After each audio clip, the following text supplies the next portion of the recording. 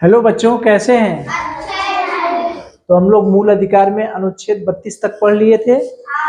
आज हम लोग पढ़ेंगे अनुच्छेद 33 के बारे में। कौन सा अनुच्छेद? 33, 34 और 35। तो अनुच्छेद 33 में क्या है उसके पहले अच्छा मुझे ये बताइए कि अच्छा टीवी उवी में देखते हैं आप लोग? देखते हैं ना। अगर कोई सेना है, जैसे अभी नई नई मूवी आई है पठान। पठान मूवी का नाम सुने हैं? हाँ, शाहरुख खान की मूवी है। 1000 से ज्यादा करोड़ कमा ली पैसा ना।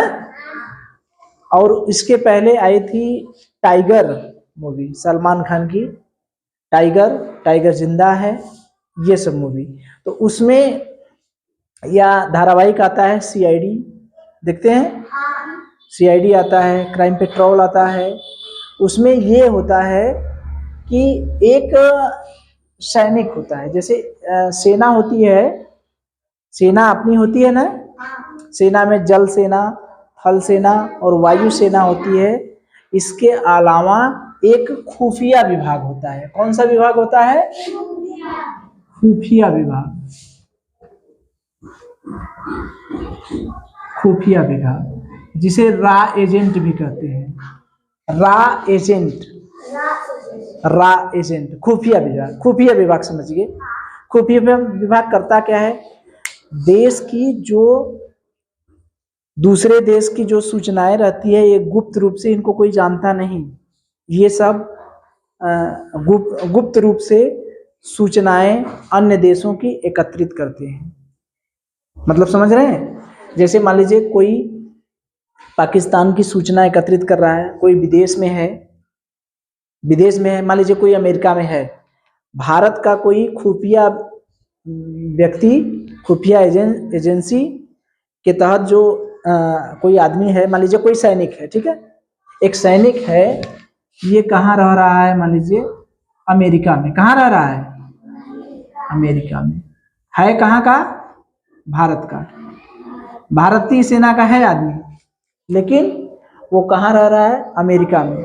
लेकिन अमेरिका वालों को ये पता नहीं है कि ये भारत का है, ठीक है? तो ये सूचना के लिए जाते हैं, वहां पर गुप्त रूप से रहते हैं। वहां पर भारत के लिए जो सूचनाएं रहती हैं वो सूचनाएं प्रदान करते हैं। इसी प्रकार से देशों में फैले रहते हैं, विदेशों में फैले रहते हैं, अपने देश में भी लोग रहते हैं, ठीक है? अपने देश में जो सेना होती है, सेना कौन सा हथियार कब खरीदा गया, अपने सेना के अंदर जो चीजें हैं वो चीजें अगर दुश्मन को पता चल जाए, सोचिए हमारी सेना का जो अंदर की बात है वो दुश्मन को पता चल जाए। जैसे राम जी और रावण की कथा सुने हैं ना?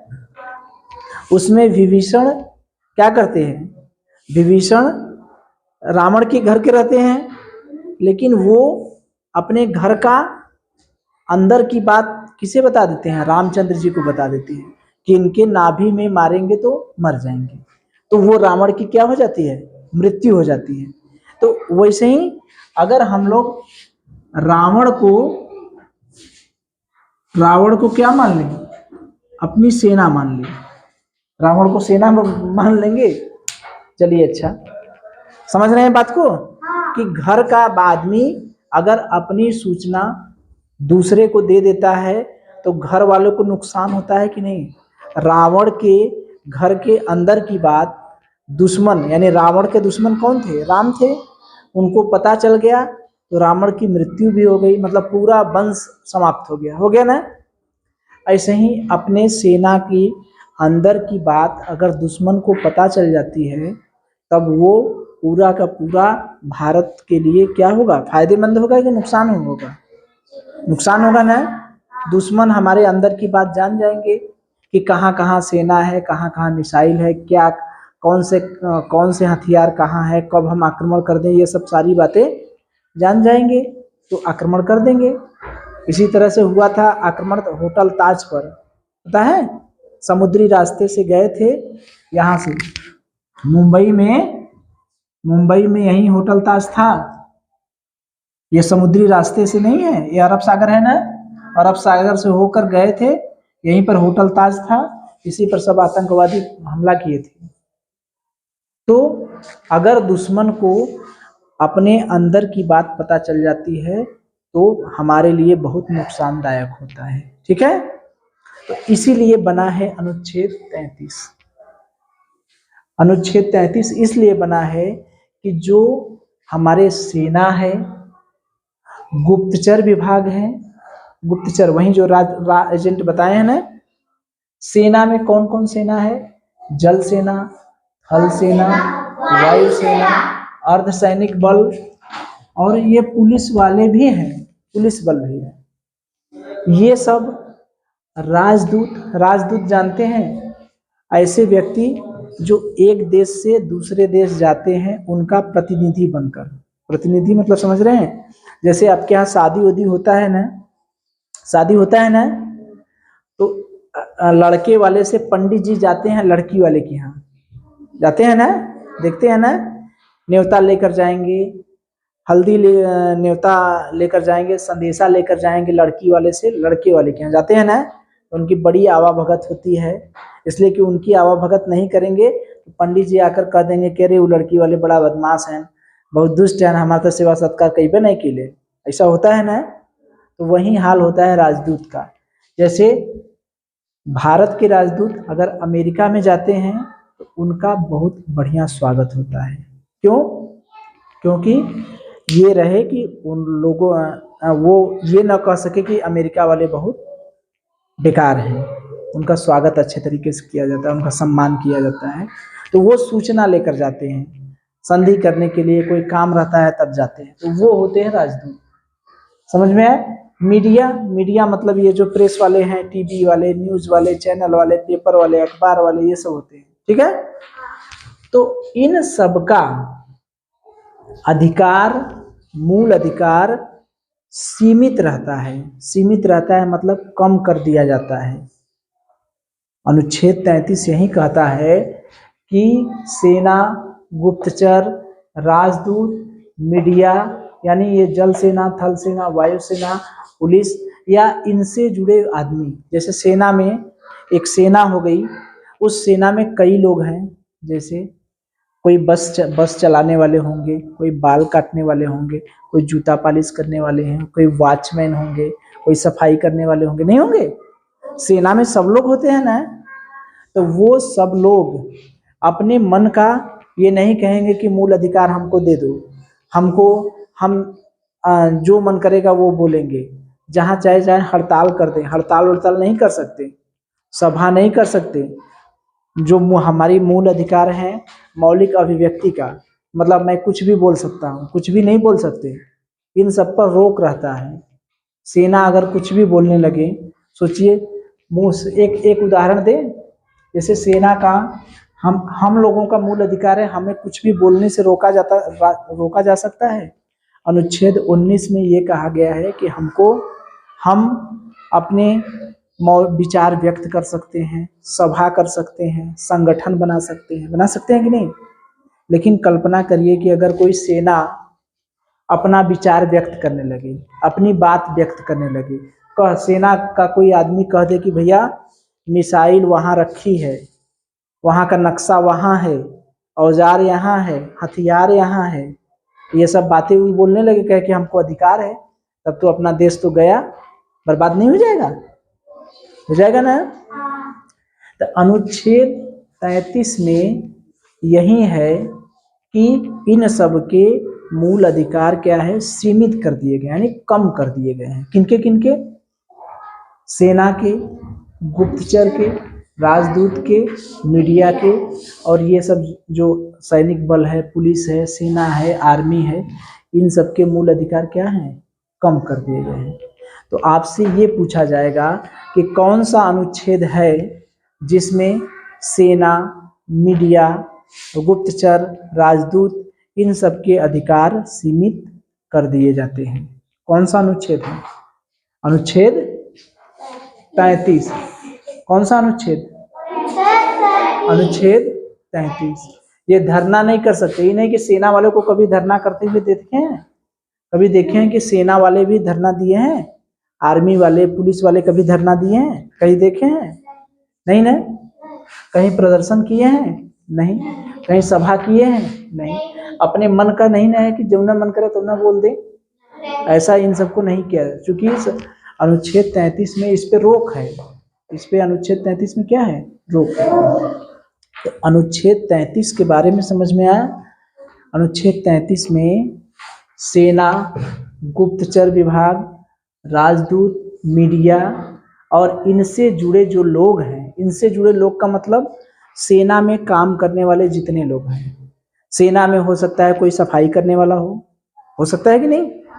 सेना में सफाई करने वाले भी लोग रहते हैं, कोई गार्डी करने वाला गार्ड रहते हैं, रक्षक जो वॉचमैन रहते हैं, कोई दर्जी भी रहता है, कपड़ा सिलने वाला रहता है, कोई नाई भी रहता है, नहीं रहता है? कई तरह के लोग रहते हैं, तो वो सभी लोगों पर लागू होता है। सेना से जुड़े जितने लोग रहेंगे वो सब पर लागू होगा। वो सबके अधिकार क्या हैं? जैसे हम लोगों के अधिकार है वैसे उन लोगों को अधिकार है?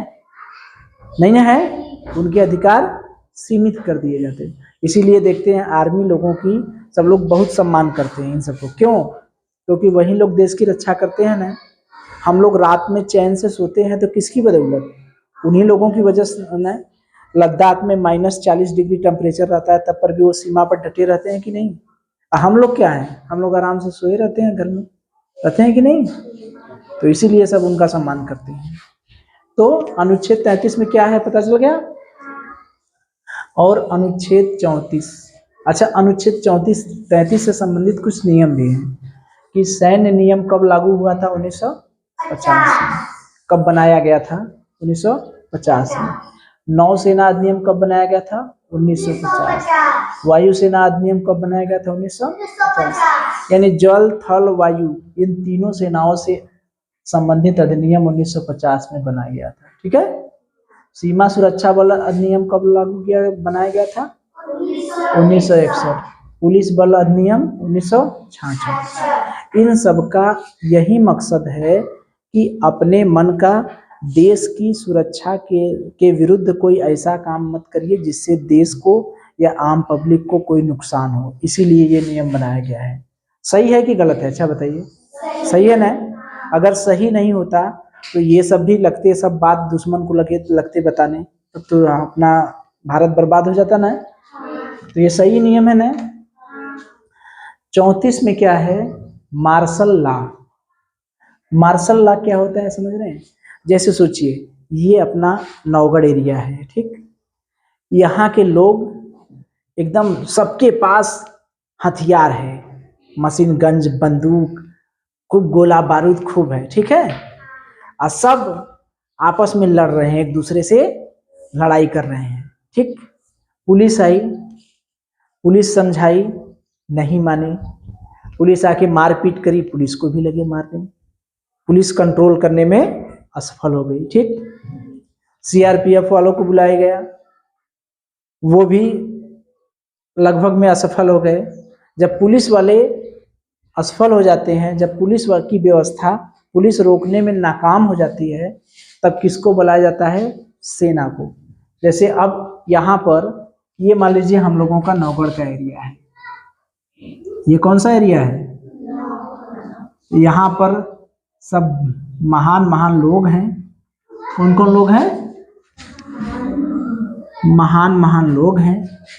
इन सबके पास गोला बारूद बंदूक खूब है, और सब इनका इससे नहीं पड़ता, इनका इससे नहीं पड़ता, सब एकदम ये बन भन मार जरा दे रहे हैं, सब तोड़ फोड़ कर दे रहे हैं, रोड तोड़ दे रहे हैं, गाड़ी तोड़ दे रहे हैं, सब मार उपद्रव कर रहे हैं, ठीक है। तो इनको रोकने के लिए आती है पुलिस, इस लोग पुलिस को भी मार भगाते हैं, पुलिस का बसे नहीं चलता है, ठीक है। तो पुलिस कहेगी रुको, अच्छा बच्ची। सरकार को पता चलता है, याद है वो समय जब हैदराबाद का निजाम नहीं माना था, याद है? क्या किए थे सरदार वल्लभ भाई पटेल? सेना को भेजे थे, सेना को भेजे, सेना चौचक कूटा था, कूट के सही कर दिया था, याद है? तो जब पुलिस का कहना किसी ने नहीं माना, पुलिस रोकने में इन सबको इतना उपद्रवी है कि सब मान ही नहीं रहे हैं, पुलिस का बसें नहीं चल रहा है, पुलिस कंट्रोल नहीं कर पा रही है, तो किसको भेजेंगी? सेना को। तो जब सेना को भेजते हैं, तो जब कहीं ऐसा एरिया है जहाँ पर पुलिस उसको शांति बनाने में असफल है, पुलिस नहीं रोक पा रही है, तब सेना को भेजा जाता है। सेना जब जाती है तो सेना वहां पर मार्शल लॉ लगा देती है। क्या लगा देती है? Martial law. मार्शल लॉ मतलब समझ रहे हैं? सेना का अपना नियम कानून। सेना का अपना नियम कानून, जिसको चाहे उसको गोली मार दे। ठीक है? सेना, अगर सेना यहाँ पर आ गई तो ये सब जो उछल रहे थे, गोला बारूद लेके घूम रहे थे, इनको जब चाहे तब गोली मार दे, कोई पूछने वाला नहीं है। ना तो सेना को कुछ नहीं होगा कि चाहे जिसको चाहे पकड़ के बंद कर दे, जिसको चाहे बल भर कूटे, कोई रोकने वाला नहीं है। इनका अपना नियम कानून रहता है, अपना न्यायालय रहता है। ये भी नहीं कि सुप्रीम कोर्ट अनुच्छेद 32 में विवेक कहे कि अरे चंद्रशेखर मार साहब तो पढ़ाए थे कि जब कोई हम लोगों को जबरदस्ती मारेगा तो हम लोग अनुच्छेद सुप्रीम कोर्ट चले जाएंगे। चलो चलते हैं सुप्रीम कोर्ट, कैसा हूँ फोन ऑन कर दो, सुप्रीम कोर्ट पहुंच जाए, मेल से कर दिया जाए।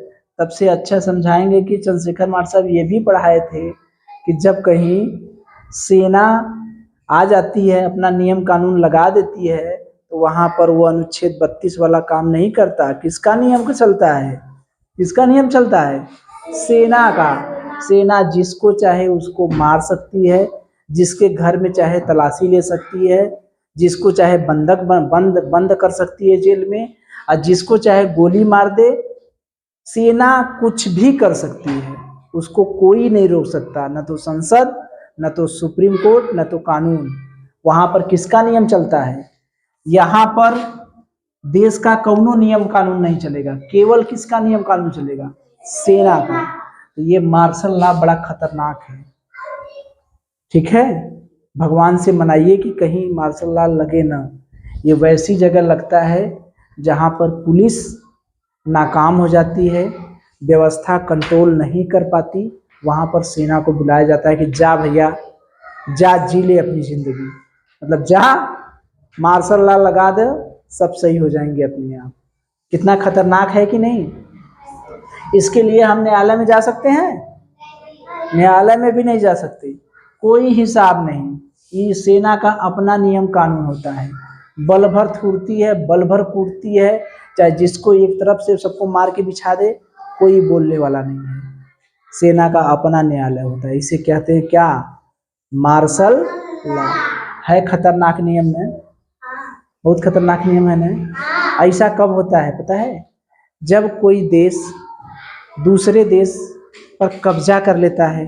जैसे मान लीजिए कोई देश पर दूसरा देश कब्जा कर लिया, तो वो देश वाले तो बड़ा उपद्रव करेंगे, नहीं है? जैसे मान लीजिए हमारे यहाँ सिक्किम मिला था ना, सिक्किम को हमने मिलाए थे ना, भारत में सिक्किम को मिलाए थे ना हम लोग।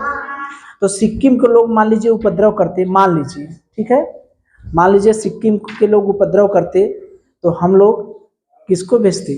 सेना को भेजते। सेना कूट के उसको क्या करती? बरोबर कर देती। मार्शल लॉ कितना खतरनाक है पता है?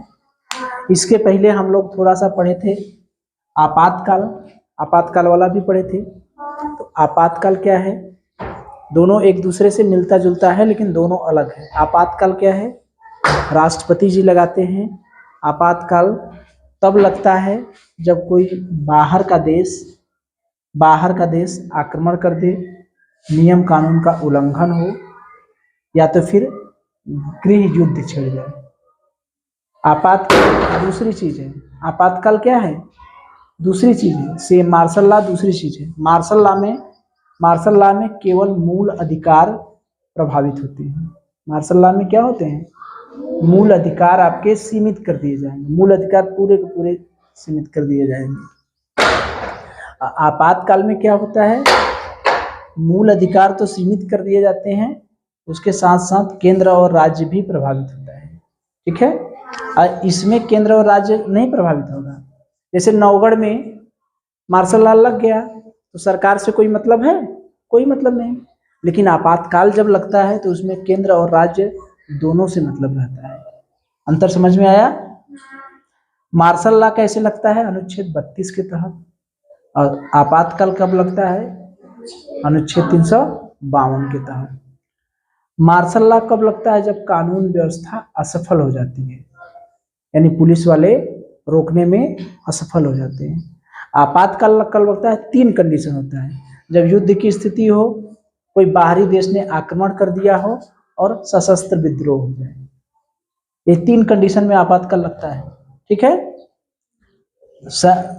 मार्शल लॉ में क्या आता है? सामान्य नियम कानून समाप्त हो जाते हैं। जो जनरल नियम कानून होते हैं, कोई नियम कानून नौगढ़ में काम करेगा? मार्शल लॉ लग जाएगा? नहीं। लेकिन आपातकाल जब लगता है तो सामान्य नियम कानून लागू काम करते हैं। मतलब समझ रहे हैं? अगर हमारे देश में आपातकाल लग गया तो क्या सुप्रीम कोर्ट नहीं काम करेगा? काम करेगा ना, हाई कोर्ट काम करेगा। लेकिन नौगढ़ के केस में अगर नौगढ़ में मार्शल लॉ लग गया तो नौगढ़ के लिए सुप्रीम कोर्ट कोई काम करेगा? नौगढ़ के लिए सुप्रीम कोर्ट माने कुछ नहीं, हाई कोर्ट माने कुछ नहीं। यहाँ का सर्वे सर्वा कौन है? सेना। सेना। इसीलिए भगवान से मनाइए कि मार्शल लॉ कहीं न लगे। अगर मार्शल लॉ लग गया तो समझिए क्या हो गया। बात समझ में आई? अनुच्छेद 33 क्या है? कुछ लोगों के मूल अधिकार सीमित कर दिए जाते हैं, सेना, गुप्तचर, राजदूत, मीडिया के। और अनुच्छेद 34 क्या है? Martial law. पूछा जाए प्रश्न? देखिए, हम लोग अनुच्छेद 35 को देख लें। अनुच्छेद 35 में ये कहा गया है कि संसद जो है किन किन मामलों में कानून बना सकती है। ठीक है। अन्य मामलों में विधान परिषद भी होती है, वो भी कानून बनाती है। लेकिन हमें केवल ये देखना है, विधान परिषद का नहीं देखना है, संसद के बारे में देखना है कि संसद कहाँ कहाँ नियम कानून बना सकती है। तो कौन कौन?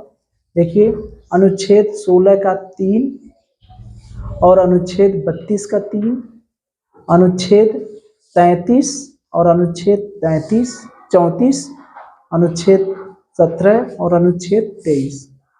अनुच्छेद 16 का 3 क्या था? लोक नियोजन में निवास संबंधी कानून। लोक नियोजन या नियुक्ति में निवास संबंधी कानून। ठीक है। जैसे मान लीजिए यहाँ पर हम लोगों के नौगढ़ में कोई एक पद आ गया। एक पद, कितने पद हैं? एक पद। ठीक है। कोई सरकारी नियुक्ति होनी है, नौगढ़ में एक पद है, तो संसद ये कर सकती है कि इस पद के लिए ये नियम बना सकती है कि भैया इस पद को सब लोग नहीं भर सकते। जो नौगढ़ का निवासी होगा, नौगढ़ का निवासी होगा वही भर सकता है। ये संसद कानून बना सकती है। कौन सा संबंध? निवास वाला। बात समझ में आ रही है? अगर किसी सरकारी सेवा में कोई नियुक्ति होनी है तो वो वहाँ के निवासी के लिए वो नियम कानून बना सकती है कि उस नियुक्ति किसको मिलेगी नौकरी? जो वहाँ का निवासी होगा। बना सकती है, निवास संबंधी नियम बना सकती है संसद। ये किसमें कहा गया है? अनुच्छेद 16(3) में। 32 के 3 में हमने पिछली क्लास में पढ़ा था कि संसद जो 5 रीट जारी करने का अधिकार था वो सुप्रीम कोर्ट, हाई कोर्ट के अलावा, सुप्रीम कोर्ट के अलावा अन्य न्यायालय को भी दे सकती है। पढ़े थे ना हम लोग? हाई कोर्ट भी दे सकती है, हाई कोर्ट के अलावा जिला न्यायालय को भी दे सकती है। दे सकती है ना? तो वो है 32 का 3। अनुच्छेद 33 क्या है? आज हम लोग पढ़े हैं सशस्त्र बल के लिए, वही सेना के लिए। सेना के अधिकार क्या होते हैं? सीमित कर दिए जाते हैं। इसको कौन नियम कानून बनाता है? संसद। कौन बनाता है? संसद। किस नियम के तहत? अनुच्छेद 33 के तहत। कौन बनाता है? संसद। 34 क्या है? Martial law. कौन लागू करता है? संसद। कौन नियम कानून बनाता है? संसद। ठीक।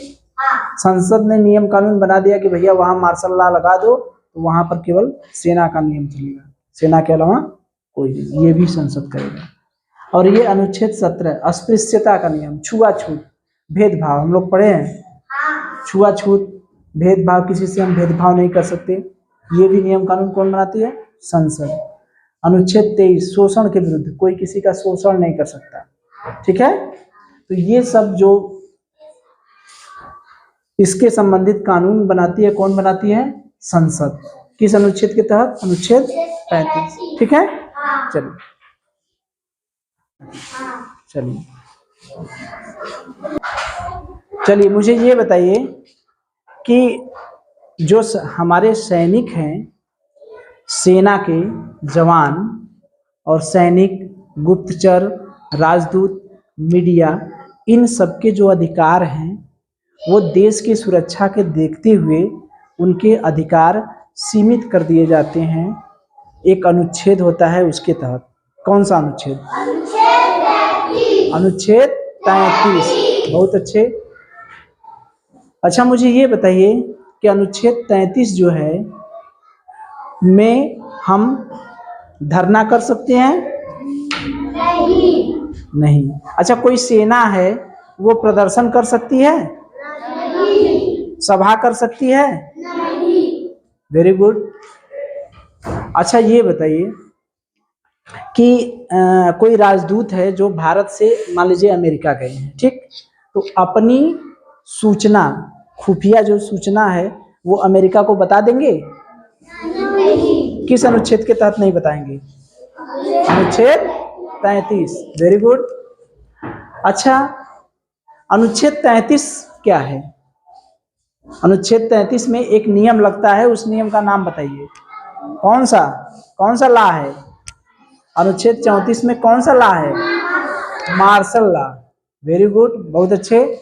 मार्शल लॉ में किसका कानून चलता है? देश का, राज्य का या सेना का? सेना का। बहुत अच्छे, सेना।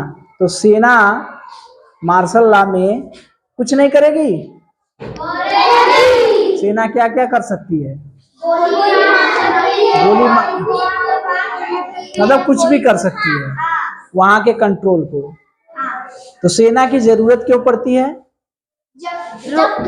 जब पुलिस वहां पर असफल हो जाती है। Very good. अच्छा, मार्शल लॉ किस अनुच्छेद के तहत लाया जाता है?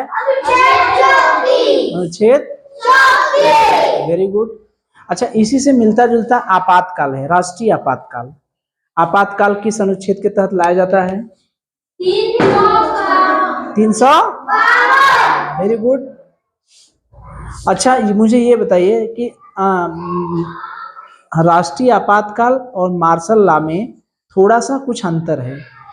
मार्शल लॉ में मूल अधिकार सीमित कर दिए जाते हैं, तो क्या मूल अधिकार आपातकाल में भी सीमित होते हैं?